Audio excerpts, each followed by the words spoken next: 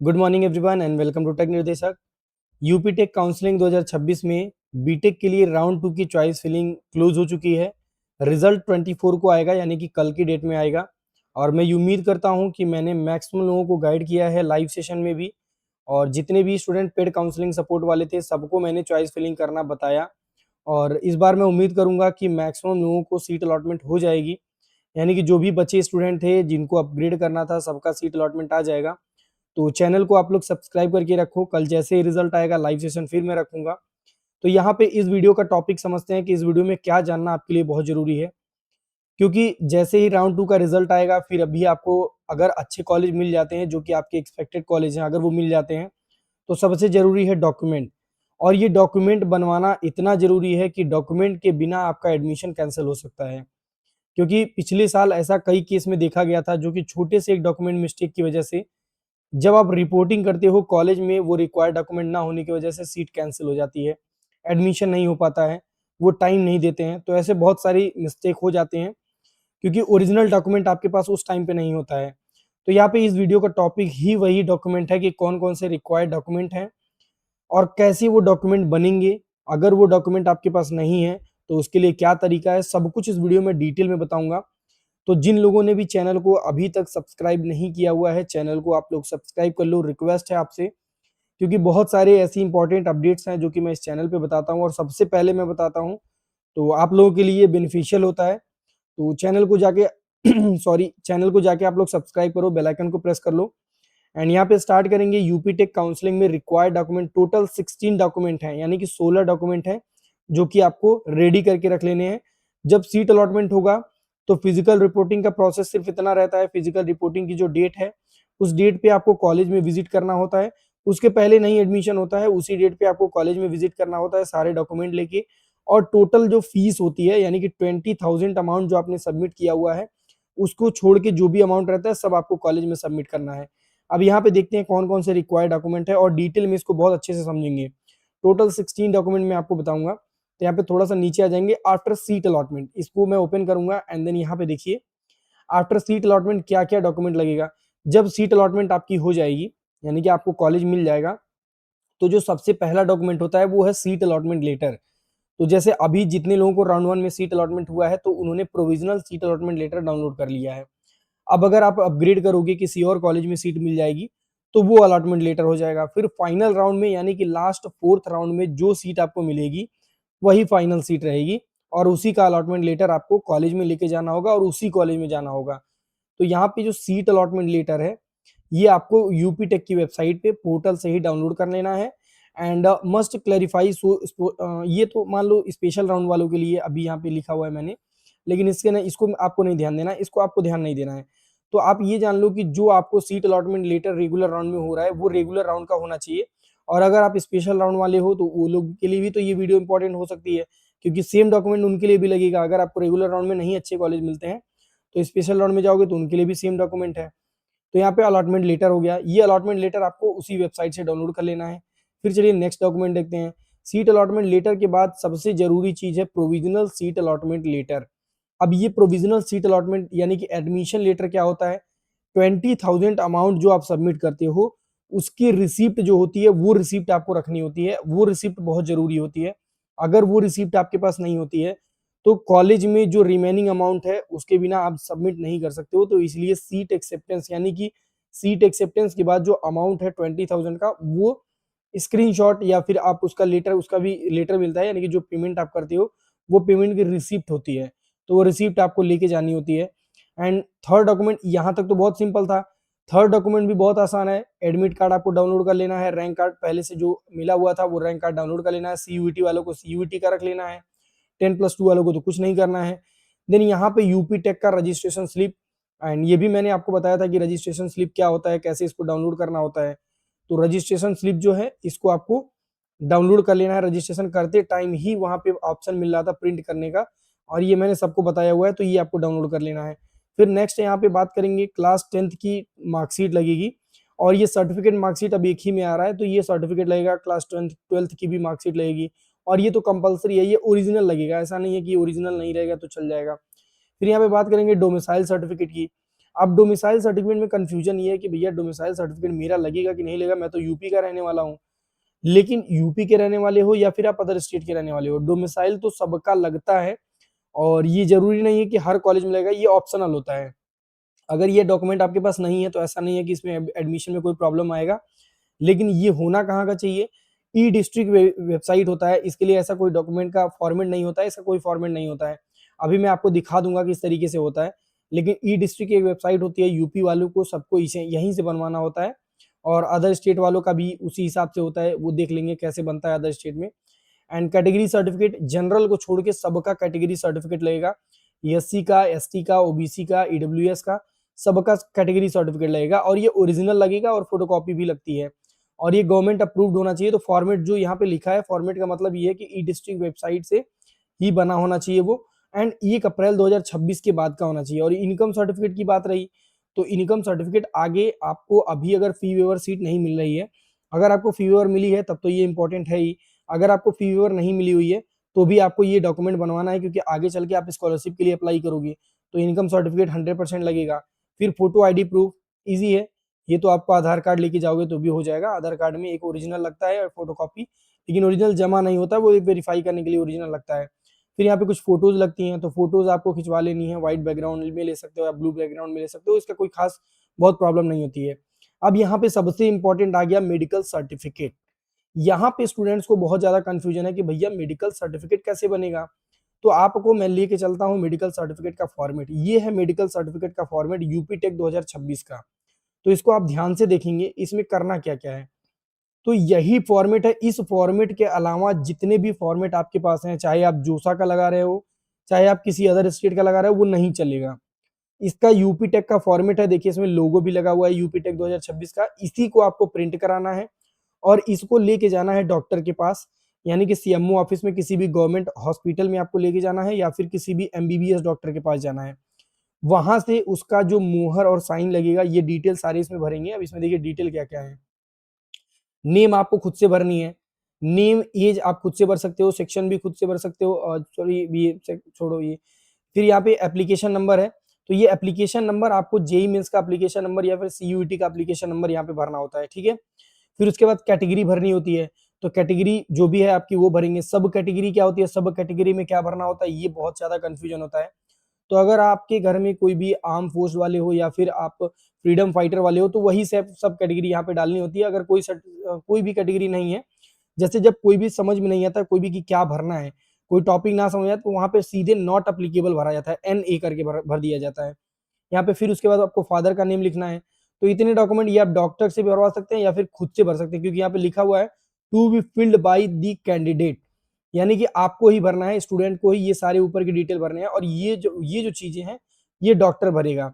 यहाँ पे आपकी हाइट, वेट और चेस्ट, एब्डोमेन जो भी चीजें हैं ये सब डॉक्टर भर देगा। यहाँ पे आपको फोटो लगानी है, यहाँ पे कैंडिडेट का सिग्नेचर होगा और यहाँ पे मेडिकल ऑफिसर का सिग्नेचर होगा।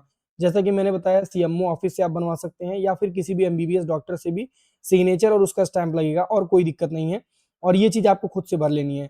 यहाँ पे गार्जियन का सिग्नेचर लगेगा, यहाँ पे स्टूडेंट का। ये होता है अंडरटेकिंग, तो यानी कि ये है यहाँ पे लिखा हुआ to be submitted at the time of physical reporting, यानी कि जो ये आप सबमिट करोगे इसके साथ ये भी, यानी ये दोनों पेज जो है, इसी दोनों पेज को बनवा के आपको और अच्छे तरीके से बनवाना है। और यही फॉर्मेट है, अभी मैं आपको क्लियर बता देता हूँ, फिर बार बार व्हाट्सएप पे आप लोग मैसेज करते हो भैया फॉर्मेट भेज दीजिए, तो ये फॉर्मेट आपको टेलीग्राम पे मैं अपलोड कर दिया हूँ, बहुत अच्छे तरीके से अपलोड कर दिया हूँ।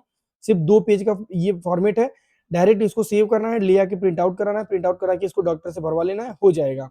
तो ये मेडिकल सर्टिफिकेट हो गया। तो अभी के लिए आप क्लियर रहो, ये मैंने टेलीग्राम पे अपलोड कर दिया है, व्हाट्सएप पे भी अपलोड किया है, लेकिन जब आप व्हाट्सएप ज्वाइन करोगे, व्हाट्सएप ग्रुप, तो उसको लीड ज्वाइन करोगे तो वो चैट दोबारा से नहीं मिलती है। तो उसके लिए आपको क्या करना है, डिस्क्रिप्शन में टेलीग्राम और व्हाट्सएप दोनों मिलेगा। तो टेलीग्राम जब ज्वाइन कर लो, व्हाट्सएप पे मैं फिर शेयर कर दूंगा बाद में, तो आप व्हाट्सएप ग्रुप भी ज्वाइन करो, लेकिन उससे पहले आप टेलीग्राम ज्वाइन करो। टेलीग्राम लिंक पे ही मैं शेयर करता हूँ सारी चीजें, क्योंकि वहां पे हमेशा पड़ी रहती हैं, जब भी आप ज्वाइन करोगे डाउनलोड कर सकते हो। फिर यहाँ पे नेक्स्ट डॉक्यूमेंट की बात करें, नेक्स्ट डॉक्यूमेंट कौन सा लगता है, मेडिकल तो अभी सबको समझ में आ गया, रजिस्टर्ड डॉक्टर से होना चाहिए, यूपी टेक फॉर्मेट में होना चाहिए। अब यहाँ पे बात करेंगे कैरेक्टर सर्टिफिकेट क्या होता है। तो कैरेक्टर सर्टिफिकेट 30 नंबर के डॉक्यूमेंट्स पे हम लोग हैं। तो कैरेक्टर सर्टिफिकेट जो होता है वो आपको प्रीवियस स्कूल से मिलता है, यानी कि जहां से आपने 12th पढ़ा होता है, तो वहां पे ये होता है कैरेक्टर सर्टिफिकेट में कि जो भी आपने पढ़ाई करी है 12th तक जो भी पढ़ा है, तो आपका कैरेक्टर सही रहा है, कुछ भी आपने गलत नहीं किया या जो भी आपका वहाँ पे रोल रहा है, अच्छा रहा है, यही चीज़ होता है कैटेगरी सर्टिफिकेट। तो ये आपको प्रीवियस स्कूल से ही मिलता है और आपको अभी आपके पास अगर नहीं होगा तो आप स्कूल से जाके ले सकते हो। फिर यहाँ पे बात करेंगे माइग्रेशन सर्टिफिकेट का। तो माइग्रेशन सर्टिफिकेट सिर्फ सीबीएसई वालों का, आईसीएसई वालों का और अदर स्टेट वालों का लगता है। अब ये मिलेगा कहाँ से? तो ये ओरिजिनल लगता है, लेकिन ऐसा नहीं है कि अब कॉलेज से मिलना बंद, स्कूल से मिलना बंद हो गया है। तो अब इसको करना क्या है, आपको सीधे डिजी लॉकर से डाउनलोड कर लो। डिजी लॉकर पे नहीं मिल रहा है, कोई दिक्कत नहीं है, बिना माइग्रेशन के भी एडमिशन हो जाते हैं। ऐसा नहीं है कि माइग्रेशन रहेगा तभी एडमिशन होगा। तो अगर माइग्रेशन मिल रहा है आपको डिजी लॉकर पे, तो आप डाउनलोड करके उसका कलरफुल प्रिंट आउट करा लो। सिर्फ यही एक ऐसा है जो कि कलर प्रिंट आउट लगेगा, बाकी सब तो black and white print out लगेगा आपका। फिर यहाँ पे अब सबसे इंपॉर्टेंट आ गया एक गैप एफिडेविट। तो ये गैप एफिडेविट उन्हीं का लगेगा जिनका गैप है।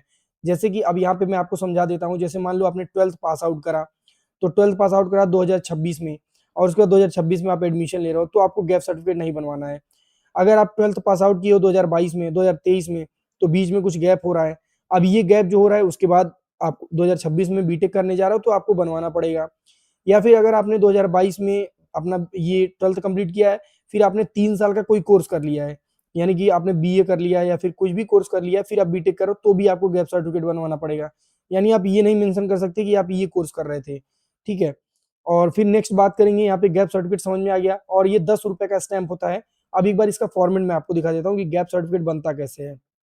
तो यहाँ पे मैं ओपन करूंगा गैप सर्टिफिकेट, ये हो गया गैप सर्टिफिकेट, ये हो गया गैप सर्टिफिकेट का फॉर्मेट। ये एक पेज का फॉर्मेट है, इसमें सिंपल आपको नाम लिखना है, सारी डिटेल लिखना है, और ये जरूरी नहीं है कि इंग्लिश में ही हो, लेकिन अभी आप जा रहे हो बीटेक करने तो आप कोशिश करो कि सारी चीजें इंग्लिश में ही रहे। प्रोफेशनल लगता है, इंग्लिश चीज प्रोफेशनल लगता है, हिंदी अभी बंद हो चुकी है। लेकिन एकेटीयू से जो भी नोटिस आपको देखने को मिलेगा वो शुद्ध हिंदी में मिलेगा, लेकिन आपको जो पढ़ना है वो इंग्लिश में पढ़ना है। तो आपको ये ध्यान देना है कि जो भी डॉक्यूमेंट्स वगैरह आप बनवाओ वो इंग्लिश में बनवाओ, ताकि आपके लिए भी अच्छी चीज है। तो यहाँ पे ये गैप सर्टिफिकेट का फॉर्मेट है, ये एक पेज का गैप सर्टिफिकेट का फॉर्मेट है, इसको आप डाउनलोड कर लेना। और इसको डाउनलोड करने के बाद फिर आप किसी एडवोकेट को इसको लेके दे देना। एडवोकेट इसमें सब कुछ डिटेल भर देगा और साथ में आपको कुछ इस तरीके का स्टैंप लगेगा। ये आप स्टैंप देख लीजिए, ये 10 रुपए वाला स्टैंप होता है, कुछ इस तरीके से स्टैंप लगेगा। अब यहाँ पे सर्टिफिकेट नंबर इसमें मेंशन होता है, एंड उसके बाद मैं आपको सारी चीजें बता देता हूँ। यहाँ पे सर्टिफिकेट इशू डेट रहेगा, तो चलिए ये कब का इशू हुआ इसको छोड़िए। फिर यहाँ पे ये जो परचेज्ड बाई है, ये परचेज्ड बाई, ये स्टूडेंट का नाम यहाँ पे रहेगा, ये ध्यान दीजिएगा, यहाँ पे स्टूडेंट का नाम रहेगा। ये तो एडवोकेट को पता रहता है, वो एडवोकेट लिख देता है। फिर यहाँ पे जो फर्स्ट पार्टी होती है, यहाँ पे स्टूडेंट का नाम लिखना होता है, यानी कि जो गैप सर्टिफिकेट आप बनवाते हो वो आपका ही है, तो यहाँ पे स्टूडेंट का ही नाम रहेगा फर्स्ट पार्टी में। एंड सेकेंड पार्टी में यहाँ पे आपको क्या लिखना है, जिला समाज कल्याण अधिकारी प्रयागराज। ये जैसे प्रयागराज से बना हुआ है तो सेकेंड पार्टी में यहाँ पे नाम लिखा हुआ है, लेकिन किसी किसी कॉलेज में सेकेंड पार्टी में कॉलेज का नाम लिखा जाता है। तो अगर सेकेंड पार्टी में आप कॉलेज का नाम लिख देते हो तो भी कोई दिक्कत नहीं है, और या फिर आप वहां जहाँ पे बना हुआ है तो वो जो भी बना के देते हैं तो भी कोई दिक्कत नहीं है। और यहाँ पे पेड बाई आपका नाम रहेगा, तो यहाँ पे भी आपका नाम रहेगा, यानी कि तीनों जगह आपका नाम रहेगा। गैप सर्टिफिकेट अगर आप बनवाते हो तो ये पेज के साथ, यानी कि ये जो पेज रहेगा इसके साथ स्टैंप वो लग जाएगा, तो आपका गैप सर्टिफिकेट स्टैंप के साथ कंप्लीट हो जाएगा। ठीक है, ये चीज आपकी कंप्लीट हो गई गैप सर्टिफिकेट। अब सबसे इंपॉर्टेंट यहाँ पे बात करेंगे एंटी रैगिंग का। तो ये आखिरी डॉक्यूमेंट है, यहाँ पे आप देखेंगे 16th नंबर का जो डॉक्यूमेंट है वो है एंटी रैगिंग। तो ये कंपलसरी है या नहीं? तो एंटी रैगिंग तो कंपलसरी है, बिल्कुल कंपलसरी है, क्योंकि अभी एंटी रैगिंग का मतलब ये है कि रैगिंग अब बंद हो चुका है, तो आपको एंटी रैगिंग का फॉर्म देना पड़ता है। और ये दो लोगों का लगता है, यानी कि एक तो आपका लगेगा, यानी कि स्टूडेंट का, और दूसरा आपके गार्जियन का भी अप्रूव्ड लगेगा। गार्जियन का भी डिक्लेरेशन होना चाहिए, गार्जियन का भी स्टैंप होना चाहिए कि मेरा बच्चा अगर कॉलेज में कुछ भी गलत करता है या किसी बच्चे के साथ शोषण करता है, रैगिंग करता है, तो उसका जिम्मेदार वो खुद होंगे, और जो भी कॉलेज पनिशमेंट देगा वो एग्री करेंगे। तो इसलिए स्टूडेंट का और गार्जियन का दोनों बनता है। स्टूडेंट ये लिखता है उसमें कि आप मेरी कोई गलती मैं नहीं करूंगा और किसी भी बच्चे के साथ रैगिंग नहीं करूंगा, और गार्जियन ये लिखते हैं कि हाँ ठीक है, अगर मेरा बच्चा रैगिंग करता है तो उसकी जिम्मेदारी मेरी है, जो भी उसको सजा मिलेगी मुझे मंजूर है। तो इसी के लिए एंटी रैगिंग बनता है, और ये सबके लिए कंपलसरी होता है। एंटी रैगिंग और मेडिकल सर्टिफिकेट ये सबके लिए कंपलसरी है, अगर ये नहीं ले जाओगे तो एडमिशन में दिक्कत होगा, इसके बिना एडमिशन वो नहीं लेंगे, सीधी सी बात है। तो अब एंटी रैगिंग का आपको फॉर्मेट दिखा देता हूँ। तो ये एंटी रैगिंग का फॉर्मेट है एफिडेविट बाई स्टूडेंट, यानी कि ये स्टूडेंट का है। अब इसमें करना क्या है, देखो यहाँ पे नाम लिखना है, एंड यहाँ पे जो भी डिटेल आपको मांगेगा, यहाँ पे सारी डिटेल भरना है। ये इसमें वही लिखा भी है, रूल जो लिखा है, एंटी रैगिंग का जो रूल होता है वो लिखा हुआ है। एंड यहाँ पे सिग्नेचर आपको करना है, फिर यहाँ पे वेरीफाई कर लेना है, वेरिफिकेशन वगैरह सारी चीजें करके आप देखो यहाँ पे एनेक्चर 2 जो है ये एफिडेविट पेरेंट्स का है। तो पेरेंट्स में ऐसा नहीं है, अगर आपके फादर नहीं है तो फिर आप मदर का बनवा लो या फिर ब्रदर का बनवा लो, या फिर किसी का भी फैमिली में गार्जियन होना चाहिए, तो किसी भी एक गार्जियन का ये बनेगा। अब यहाँ पे दोनों के लिए अलग अलग स्टैंप कुछ इस तरीके से लगेगा, ये भी मैं आपको दिखा देता हूँ। स्टैंप ये मैंने बताया, तो यहाँ पे जो स्टैंप बनेगा, तो यहाँ पे जैसे अगर आपका बन रहा है तो यहाँ पे सब डिटेल में आपका नाम रहेगा, लेकिन अगर आपके फादर के नाम से बन रहा है तो ये परचेस्ड बाय यहाँ पे आपका नाम रहेगा, एंड यहाँ पे फर्स्ट पार्टी जो रहेगा यहाँ पे आपके फादर का नेम रहेगा। तो ये जो एडवोकेट से बनवाओगे वो एडवोकेट बताएंगे कि यहाँ पे जो फर्स्ट पार्टी रहती है वो आपके गार्जियन का रहेगा, यानी कि आपने गार्जियन में ही यहाँ पे अप्रूव किया हुआ है तो वो गार्जियन का नेम रहेगा। और जो सेकंड पार्टी रहेगी वो तो कॉलेज का भी नेम आप डाल सकते हो या फिर जिला समाज जहां भी बनवा रहे हो, और ये ध्यान रहे कि जिला समाज का ही लगता है। तो स्टैंप आप किसी भी कचहरी से बनवाओ तो जिला समाज कल्याण अधिकारी का और इसी फॉर्मेट में बनवाओ, क्योंकि अब जो ये स्टैंप लग रहा है वो स्टैंप इसी तरीके से बन रहा है और वो कभी भी वो स्टैंप एक्सेप्टेड नहीं होता है जो कि हाथ से लिखा हुआ होता है। तो आप ध्यान दें कि जितनी भी स्टैंप आप डालोगे वो जो भी नोटरी रहेगी वो टाइप किया हुआ रहना चाहिए। ऐसा नहीं है कि यहाँ पे जो भी डिटेल है वो हाथ से लिखा हुआ है, ऐसे टाइप किया होना चाहिए। तो दो आपको टोटल 3 10-10 रुपए के स्टैंप लगेंगे, एंड उसके साथ ये 2 तो इसके साथ लग जाएंगे, एक उसके साथ लगेगा जो कि गैप सर्टिफिकेट है। तो अगर आपका गैप है तो लगेगा, नहीं गैप है तो नहीं लगेगा, तो आपका सिर्फ ये 2 ही लगेगा। तो अब यहाँ पे सारे डॉक्यूमेंट एक बार मैं वापस से बता देता हूँ आपको। सबसे पहले 10th-12th की मार्कशीट है, और यहाँ पे एडमिट कार्ड भी रहेगा, जेईई मेंस का है तो जेईई मेंस का एडमिट कार्ड, सीयूईटी का एडमिट कार्ड, और फिर उसके पहले जो भी सीट अलॉटमेंट लेटर है, और वहाँ पे सीट अलॉटमेंट लेटर के साथ साथ जो भी आपको कॉलेज अलॉटमेंट हुआ है तो उसके लिए आपने 20,000 अमाउंट पेमेंट किया है तो वो सीट एक्सेप्टेंस लेटर यानी कि रिसिप्ट लगेगी। तो इस हिसाब से आप जो भी डॉक्यूमेंट थे उसकी भी लिस्ट मैं टेलीग्राम पे ही डाल दूंगा, तो आप टेलीग्राम पे देख लेना। अब इसमें सबसे इंपॉर्टेंट एक बात और मैं आपको बता देता हूँ। बहुत सारे स्टूडेंट है जो कि इस चीज को लेके भी कंफ्यूज है, जैसे कंप्यूटर साइंस में अगर आप एडमिशन ले रहे हो तो थोड़ा सा कंफ्यूज हो कि भैया लैपटॉप कौन सा लिया जाए। तो इसके लिए सबसे बेस्ट एचपी का लैपटॉप, आसूस का लैपटॉप, और फिर जो भी लेनोवो का है बेस्ट लैपटॉप आपके बजट के हिसाब से डिस्क्रिप्शन में मैंने उसको लगा दिया है, वहां से आप डायरेक्टली परचेज कर सकते हैं। अमेजोन का लिंक डाल दिया है मैंने वहां पे। और मैं जो यूज करता हूँ पर्सनली, मैं एमआई का लैपटॉप यानी कि Xiaomi का लैपटॉप यूज करता हूँ और ये मुझे बहुत अच्छा लगता है। और मैं आपको बताऊं तो मैं कैमरा भी इसी का कैमरा यूज करता हूँ, अभी जो आपके सामने दिख रहा है ये इसी का कैमरा है। तो आप देख सकते हो इसका कैमरा बढ़िया है। तो अगर ये लैपटॉप आपको चाहिए जो कि मैं यूज करता हूँ, ये ऑलमोस्ट 1 लाख का था, तो अगर ये आपको चाहिए तो इसका भी लिंक मैं आपको प्रोवाइड कर दूंगा। अगर इतना बजट है आपका 1 लाख का तो मैं ये आपको प्रोवाइड कर दूंगा। ये मुझे मैकबुक से भी अच्छा लगता है। तो अगर आपको लगता है कि ठीक है सर जो यूज करते हैं वो मुझे चाहिए, तो इस तरीके का लैपटॉप अगर आप Xiaomi का लेना चाहते हो तो वो भी ले सकते हो। बेस्ट लैपटॉप मुझे लगता है। और कोशिश क्या ये किया जाता है लैपटॉप में, जो सबसे बेस्ट होता है लैपटॉप में, आपकी जो एसएसडी होती है वो एटलीस्ट आपकी 500 से ऊपर की होनी चाहिए एसएसडी। एंड साथ में रैम तो 16 GB का होना ही चाहिए, एचडीडी का कोई मतलब नहीं रह गया, अब तो एसएसडी ही सबसे जरूरी चीज है। एंड आई जो जनरेशन है, जनरेशन 12th के ऊपर का जनरेशन है। तो मैंने सब वो लिंक कर दिया है, आप जाके एक बार चेक कर सकते हो। रिसर्च करने के बाद ही मैंने आपके बजट के हिसाब से जो लिंक है वो डाल दिया है, उसको चेकआउट कर सकते हैं। अगर आप उसके लिए इंटरेस्टेड है तो वहीं से डायरेक्ट परचेज भी कर सकते हैं। और बाकी कोई कंफ्यूजन है डॉक्यूमेंट से रिलेटेड या किसी भी तरह का कंफ्यूजन है तो डिस्क्रिप्शन में आप चले जाओ, डिस्क्रिप्शन में वहाँ पे आपको टेलीग्राम व्हाट्सएप ग्रुप का लिंक मिलेगा, उसको ज्वाइन कर लो, और व्हाट्सएप नंबर आपको मिलेगा, वहां से आप मुझसे कांटेक्ट कर सकते हो। तो अब ये सारे डॉक्यूमेंट जो मैंने आपको बता दिए हैं डॉक्यूमेंट रिलेटेड, उम्मीद करूंगा कोई कंफ्यूजन नहीं रह जाएगा। अगर कोई भी कंफ्यूजन बचता भी है तो आप मुझसे बता सकते हो, उसका कंफ्यूजन मैं क्लियर कर दूंगा। एंड राउंड 2 में अगर आपको सीट अलॉटमेंट होती है तो अच्छी बात है, नहीं अलॉटमेंट होती है, देखो जितने भी स्टूडेंट ने बैच इनरोल किया है उनको तो गारंटी है 100% कॉलेज तो मिल ही जाएगा। और जितने लोग बैच वाले नहीं हो, अगर आपको कॉलेज नहीं मिलता है तो आप डिस्क्रिप्शन से बैच इनरोल कर सकते हो। Paid counselling support batch 3rd round में आपके मन चाहा कॉलेज में दिला दूंगा। एंड उसमें आपको कैसे काउंसलिंग करनी है ये सब कुछ मैं बताऊंगा, या फिर मैं खुद चॉइस फिलिंग कर दूंगा। तो उम्मीद करता हूँ सारी चीजें आपको समझ में आई हैं। चैनल को प्लीज प्लीज रिक्वेस्ट है, चैनल को सब्सक्राइब कर लो, बेल आइकन प्रेस कर लो, सारी अपडेट आपको नोटिफिकेशन में मिलती रहेंगी। एंड मिलते हैं हम नेक्स्ट वीडियो में, जैसे ही राउंड 2 का रिजल्ट आता है एक खुशखबरी के साथ लाइव सेशन स्टार्ट करेंगे। तो चैनल को जब आप लोग सब्सक्राइब करोगे तभी लाइव सेशन का नोटिफिकेशन जाएगा और आप ज्वाइन कर पाओगे। तो ठीक है, मिलते हैं नेक्स्ट वीडियो में नेक्स्ट अपडेट के साथ। तब तक के लिए बाय बाय।